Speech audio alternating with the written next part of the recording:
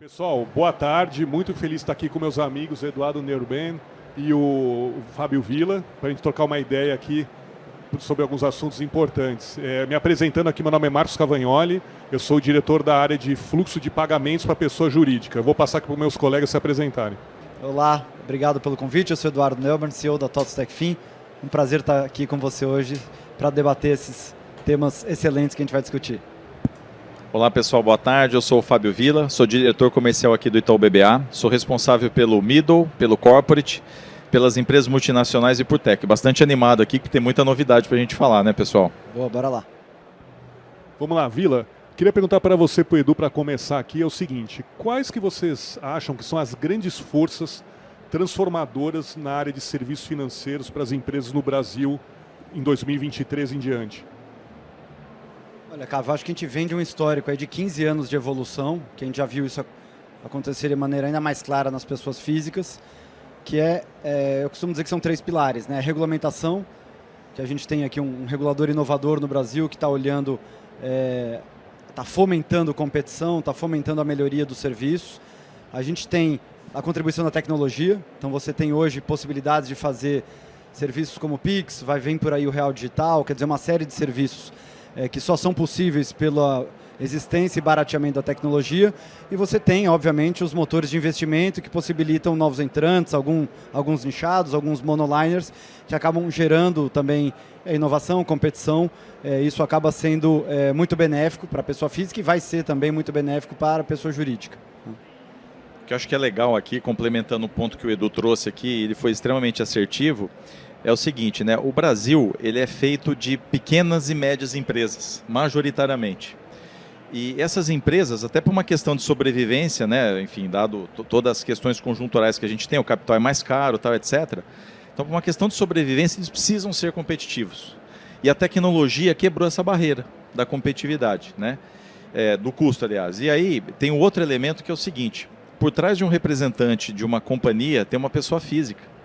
Né? Eu acho que toda essa mudança tecnológica aqui para o B2C, de maneira geral, cara, ele é usuário, ele tem uma série de experiências aqui, numa série de questões aqui para a vida pessoal, que ele quer ter esse mesmo nível de experiência. Então se associa a todos esses pontos que o Edu trouxe, a questão que o Brasil majoritariamente é feito de pequenas e médias empresas, que elas precisam sobreviver e precisam ser competitivas, e a tecnologia quebrou essa barreira do custo, mais a experiência do usuário, que ele é cliente de uma série de coisas e que ele quer a mesma experiência aqui com a gente. Tudo isso somado, acho que traz, assim, primeiro, a centralidade no cliente como uma questão irreversível, ela veio para ficar, né? Mas, por outro lado, cara, tem um mar de oportunidades. E quando a gente trabalha num bancão como o nosso, né, que a gente tem a liderança nos mercados que a gente está, né, não só a principalidade do cliente é importante, mas a quantidade de informações que a gente tem desses clientes, né, que vai trazer um nível de assertividade no approach e vai mudar, enfim, todo o shape do que a gente está acostumado de serviços financeiros de uma maneira geral, vai mudar para sempre, né, e vai mudar para melhor. Legal, muito bom o ângulo de vocês. Acho que também vai mudar muito, né, Villa? Você que fala com o cliente pra caramba, você ouve o cliente num aspecto mais amplo. O Edu, também essa questão de postura consultiva. Eu vejo que assim, o papel que a gente vai poder estabelecer com o cliente vai ser totalmente diferente do que é hoje. A gente vai poder agregar valor na vida dele de uma forma muito mais ampla em assuntos menos operacionais, com a automação, com a inteligência sendo automatizada do que é hoje, né? Acho que o valor nosso vai disparar no dia a dia em decisões estratégicas do cliente. Cavagnoli, você sabe que é o seguinte, né? Toda empresa, quando acorda, ele não quer pagar uma conta, ele não quer fazer gestão lá entrar no CRM, eu preciso pagar, eu preciso classificar um lançamento fiscal, eu preciso fazer, ele quer vender mais, né? Então, tudo que a gente conseguir digitalizar de, entre aspas, atividades não sales desses clientes, cara, a gente vai dar uma eficiência muito maior. E aí a gente precisa estar no core do cliente. Então, o core do cliente é ajudar ele a vender mais. Seja com soluções aqui de serviços financeiros, seja com insights aqui setoriais para o negócio dele, e seja para tirar toda a atividade non-sales do back-office, enfim, da jornada dele, e não só dele, que acho que é o lance que a gente vai falar bastante aqui, que é a questão das cadeias de valor. O cliente, cara, ele não é um organismo sozinho, não é uma ilha. Ele está interconectado com uma super cadeia de valor. Um supply chain, os clientes, tal, etc. Então a gente vai avançar o sinal nas cadeias de valor também.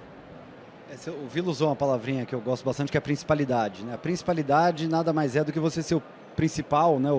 A primeira opção do cliente.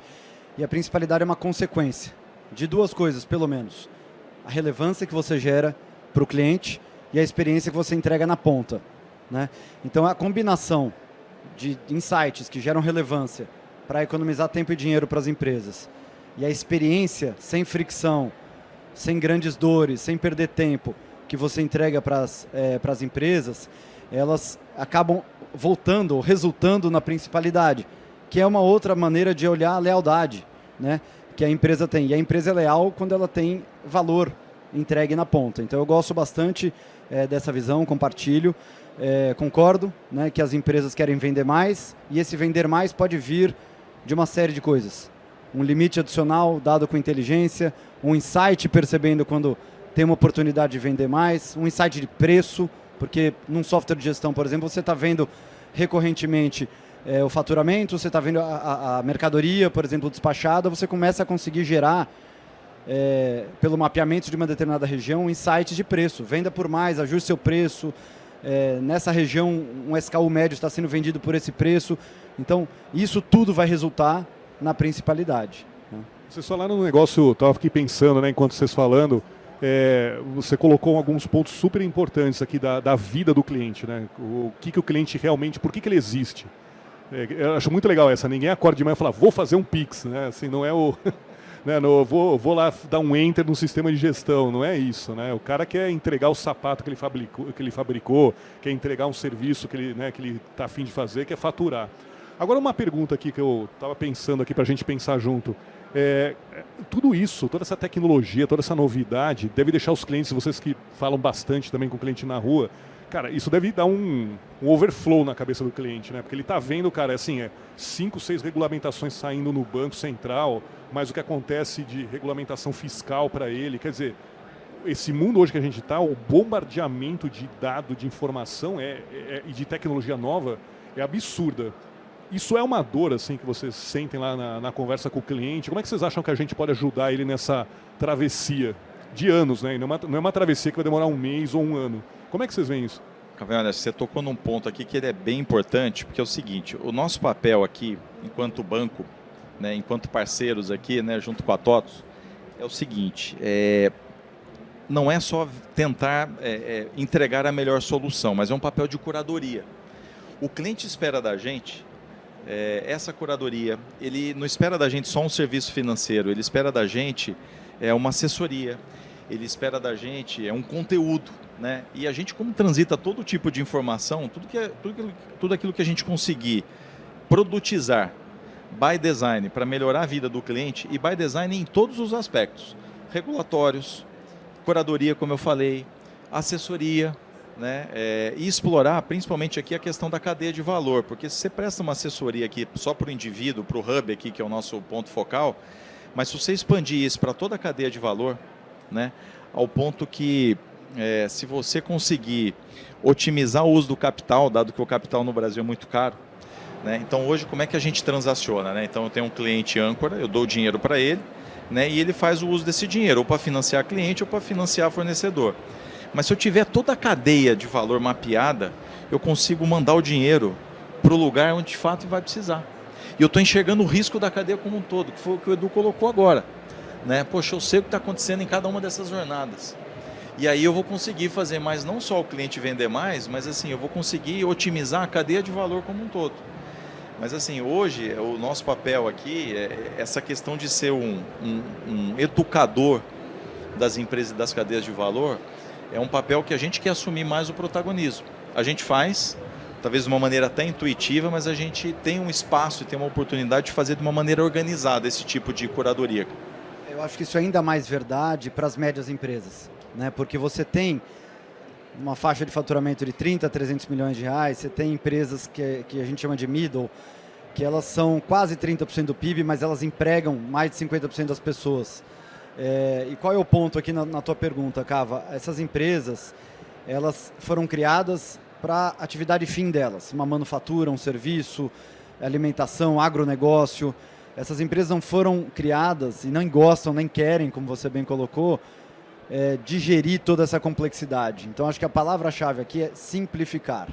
É pegar todo esse oceano de dados e voltar com 1, 2, 3 insights que mudem o ponteiro do cliente, que mudem o volume de vendas, que mudem a rentabilidade, que mudem a eficiência.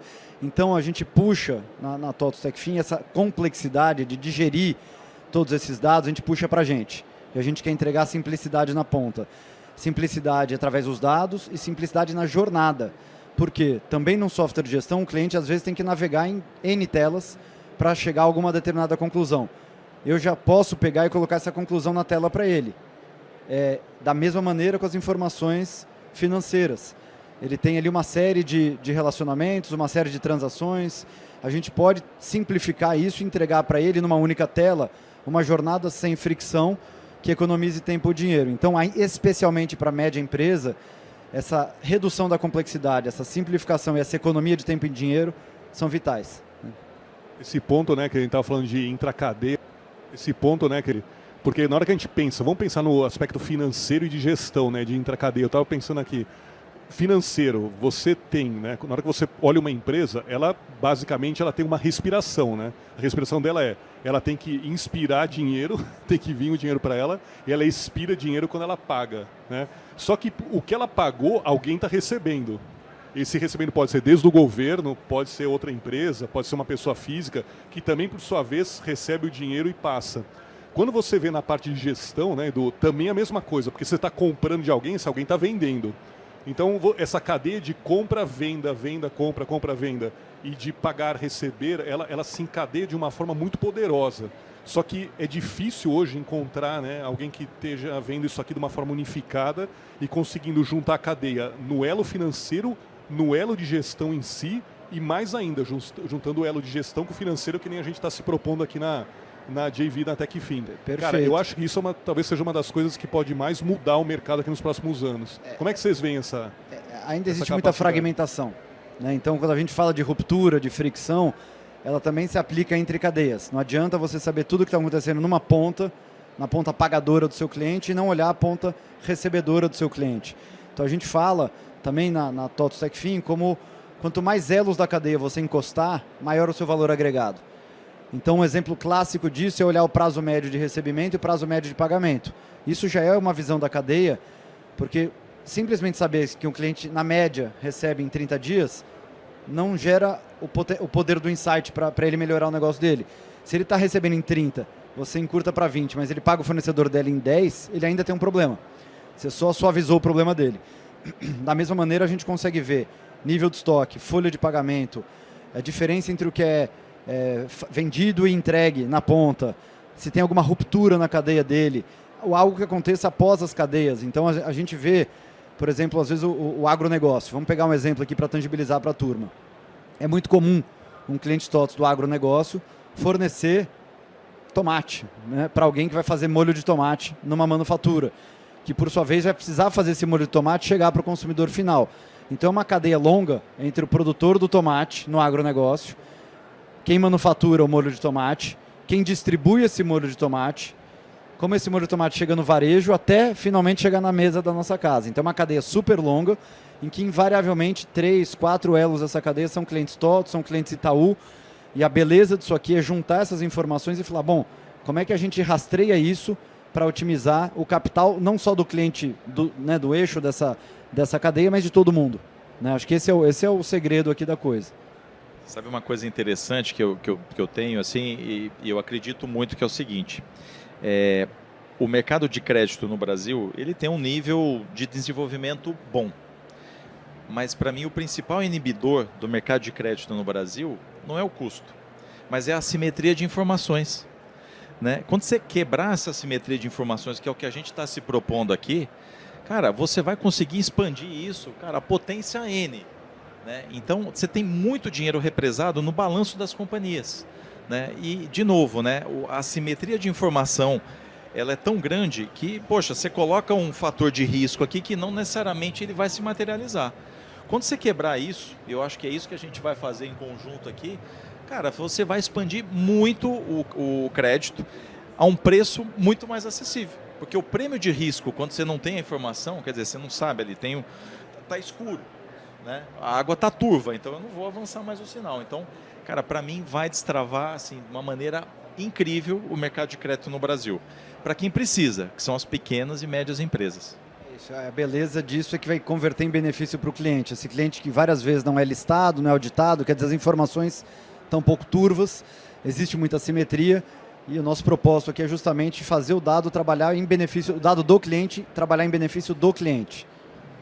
E deixa eu perguntar uma coisa aqui para a gente conversar também.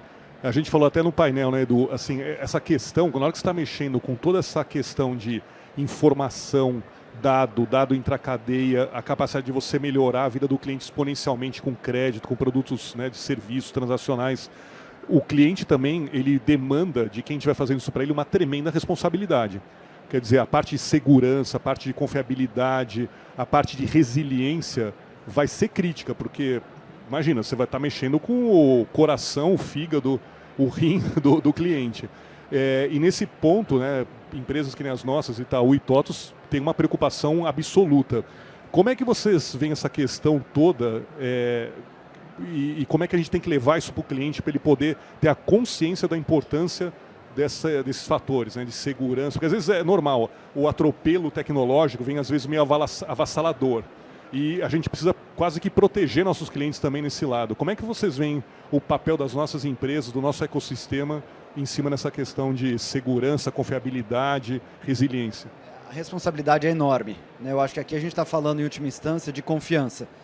Para que a informação flua, o dado do cliente flua, para quem consiga gerar valor para o cliente, o fundamental, né, o básico, o higiênico, como a gente chama, é que nem escovar o dente, né, é a segurança, é respeito à privacidade. E aí você, de fato, tem empresas idôneas, com uma reputação excelente, como TOTVS e Itaú, transmite essa credibilidade, essa confiança para o cliente de que nada errado vai ser feito. São empresas que têm décadas de atuação aí e que têm uma trajetória marcada por uma boa reputação de cuidado com a segurança, cuidado com a privacidade. Isso, para a gente, é sagrado, né? Segurança é um negócio sagrado, privacidade é um negócio sagrado. Isso tranquiliza o cliente de que, se ele der o consentimento para o uso do dado dele, aquele dado vai ser bem utilizado num ambiente seguro e vai retornar para ele com alto valor agregado. Então isso é absolutamente fundamental. A TOTVS e o Itaú Unibanco conglomerado são duas empresas assim, seríssimas que têm uma super reputação, e reputação você não constrói do dia para a noite, né? Então você precisa ser protagonista no teu mercado, ter a principalidade no seu mercado para chegar onde a gente chegou aqui, enquanto duas sérias instituições, e enfim, a gente está avançando nessa parceria que vai ser muito frutífera. Essa questão, assim, talvez a principal coisa de um cliente são os dados, é estratégico para ele, né? Então, essa questão do self-side, né, cara, com quem você está se relacionando, você precisa ter um nível de confiança extremo. A coisa mais importante da companhia hoje, e daqui para frente vai ser mais ainda, são os seus próprios dados. Então, para quem que você está confiando, né, esses dados? Então, eu vejo pouco debate com relação a isso. A gente fala muito de ferramenta A, B, C, D, né, por soluções muito legais, mas eventualmente são soluções monoliners. Mas, cara, uma vez compartilhado o dado, esse cara vai ter o seu dado para o resto da vida. Então, assim, escolher quem que é o parceiro, né, que você vai compartilhar, enfim, a coisa mais estratégica da tua vida, que são seus dados, o perfil de comportamento, cara, é uma decisão muito importante. Então, assim, as companhias que têm reputação, né, que têm tradição e que já foram testadas, né, inclusive num ambiente aí mais complexo, tal, etc., por N situações, quer dizer, já passou várias tempestades, cara, esse é o cara para você escolher, né? E o bom é que o Brasil, você tem boas instituições aqui, né, bastante testadas, tal, etc., cara, e o sistema financeiro, a gente falou de regulação no começo. Cara, o sistema financeiro brasileiro, ele é muito sólido. Então, as empresas que estão aqui hoje, especialmente as duas empresas aqui, cara, a gente é muito regulado, já passamos todas as tempestades, estamos há décadas aqui fazendo bem esse tipo de coisa. E, cara, reputação não é só uma palavra bonita. Cara, nunca teve absolutamente nenhuma situação que comprometesse a reputação da TOTVS e nem do Itaú Unibanco. Então, cara, com quem você se relaciona, mais do que nunca, vai ser uma questão muito importante e é pouco falado. Esse ponto, eu costumo fazer uma brincadeira que é assim, né? Todo mundo fala de biometria quando você fala pessoa física. E, cara, a tua biometria é uma coisa, eu falo para um amigo meu, cara, quanto que vale o teu rosto? Quanto que vale tua digital? Porque, cara, o cara falou para mim, como assim, né, Cavanhaque? Eu falei, cara, é simples. Se você deixar teu rosto ser escaneado por sei lá quem, parabéns, eu acho que você não vai poder trocar de rosto. Então eu falei, seu rosto está rodando o mercado, cara, uma pena, acho que não vai dar para trocar. Dedo ainda tem 10, né? Mas rosto só tem um. Então eu falo, cara, quando você pensa num aspecto de pessoa física, a biometria, que é algo intrínseco seu, é muito importante você preservar com quem você está trocando. Quando você vai para uma empresa, o que é a biometria, né? Que brincando de uma empresa, é o dado financeiro e de gestão. Se ele pega e compartilhou isso com alguém que não tem idoneidade, a segurança, a estrutura, eu falo pro cara, eu falo, parabéns, agora você deixou seu rosto, né, na visão CNPJ no mercado. Então, Vila e Edu, eu concordo 200% com vocês. Isso aqui vai ser um ativo que é importante a gente tanto preservar nas nossas ofertas, como para o cliente ele ter essa consciência, porque eu vejo que o mercado ainda não caiu a ficha 100%, nem na PF, nem na PJ. Né? O que você colocar o dado crítico na mão errada pode te custar para frente. Talvez seja um erro irreparável, porque não tem como você voltar atrás, né? Então acho que é um ponto importante aí para a gente pensar. E eu queria fazer mais uma pergunta aqui de algo. Teve até no Center Stage, teve uma discussão acalorada lá sobre inteligência artificial. E eu fico pensando, né? O ambiente de serviço financeiro, de gestão, a combinação dos dois, que é o que a gente está fazendo, cara, ele me parece ser um tremendo ambiente para a inteligência artificial ser aplicada. Como é que, aqui brincando um pouco de futurologia, como é que vocês acham que esse ambiente que a gente está criando aqui vai trabalhar e vai se sinergizar com a inteligência artificial nos próximos 5 anos? Olha, eu acho que eu estava nessa sessão aí no Center Stage, bem interessante o debate acalorado. É um tema central, né? Eu acho que o que a gente vê de convergência aqui, ou da contribuição da inteligência artificial, é na questão da relevância. Então, a gente falou de principalidade é a combinação de relevância com uma boa experiência, e a relevância vai vir muito de um uso assertivo da inteligência artificial, em pelo menos 3 aspectos. O aspecto de segurança, então o AI responsável, que é o que tem sido conversado aqui no evento, que é você fazer um uso com consentimento, que é você proteger o dado que está sendo utilizado, que é você respeitar e manter a sua reputação, né? A reputação é construída diariamente, é renovada diariamente. Então, o primeiro eixo do AI para mim é a segurança. O segundo é um aspecto operacional que vai fazer uma injeção de produtividade nas empresas. Como? Substituindo tarefas repetitivas de baixo valor agregado, sujeitas a erro humano, mas que a máquina vai ajudar a otimizar. E por fim, né, eu acho que o terceiro aspecto relevante de AI é essa contextualidade. A inteligência artificial ter visto tantas rotinas, tanto histórico, tanta coisa passar por ela, com a capacidade que ela tem de processamento, que ela vai começar a voltar com insights. Podem ser insights de preço, podem ser insights de mais vendas, podem ser insights de onde abrir a próxima loja. A gente tem N possibilidades em que a inteligência artificial vai poder contribuir com muita relevância e contextualidade para as empresas. Então, acho que é um caminho sem volta, é um caminho que exige uma série de cuidados, né? A gente está assistindo uma hype, a hype agora é a ponta do iceberg, porque é uma tecnologia que está sendo evoluída há quase 10 anos, quer dizer, não é de ontem para hoje que surgiu a inteligência artificial, mas agora ela está se tornando mais visível. E ao se tornar mais visível, ela pode se tornar mais relevante, mas ela também vai trazer responsabilidades, como a gente falou agora há pouco. Eu brinco no banco que é o seguinte, a oferta contextualizada é game change, né? E a gente tem que enxergar a inteligência artificial, lógico, com todos os pontos que o Edu falou, né, com responsabilidade e tal, tem uma questão regulatória, tem uma série de coisas, questão do trust aqui, enfim, tudo isso junto. Mas assim, por que ela é game change? Essa oferta contextualizada muda o jogo de fato, né? Eu brinco no banco, eu falo o seguinte, cara, imagina o banco sem Office, né? Você tem lá o cliente A, né, que você vai acessar lá as informações do cliente A, e naquele mesmo minuto ele vai dar toda a oferta contextualizada daquele cliente. Vai procurar, olha, esse cara está no momento X, esse cara precisa tomar capital de giro, ele precisa fazer estoque, ele precisa fazer isso, assim, assim, assado. Cara, essa questão do time to marketing cortado, né, e também o time adequado para você fazer a oferta, cara, ele vai mudar o jogo. Todo esse monte de informação hoje, como é que ele é feita, né? Você fica minerando informações. Então você tem muito tempo não seios. É frição do lado de cá, é frição do lado de lá do cliente. Na hora que você eliminar toda essa jornada, entre aspas, chata, Cara, eu volto no ponto inicial da nossa conversa. O cliente ele acorda para vender mais. Né? E o banco vai acordar para ajudar esse cara a vender mais. Então essa questão da... Mas, de novo, só voltando, né? Porque não completei. Assim, o banco vai continuar tendo um officer, tá? Então a gente só vai melhorar a vida no officer. Então, e aí, ser mais produtivo. É isso, porque você vai usar a capacidade intelectual do officer, não mais o braço. Né? Hoje em dia, a gente talvez ocupa 70% do nosso tempo com atividade não sales e 30% é tempo produtivo.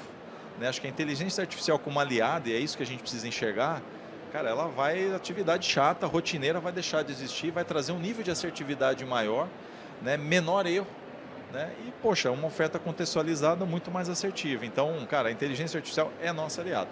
A gente vai acabar construindo uma inteligência assistida, né? Quer Exato. dizer, a inteligência humana assistida por algo, mas que agrega valor e a gente consegue fazer aquela parte que, felizmente, só os cérebros humanos conseguem, né? É isso aí.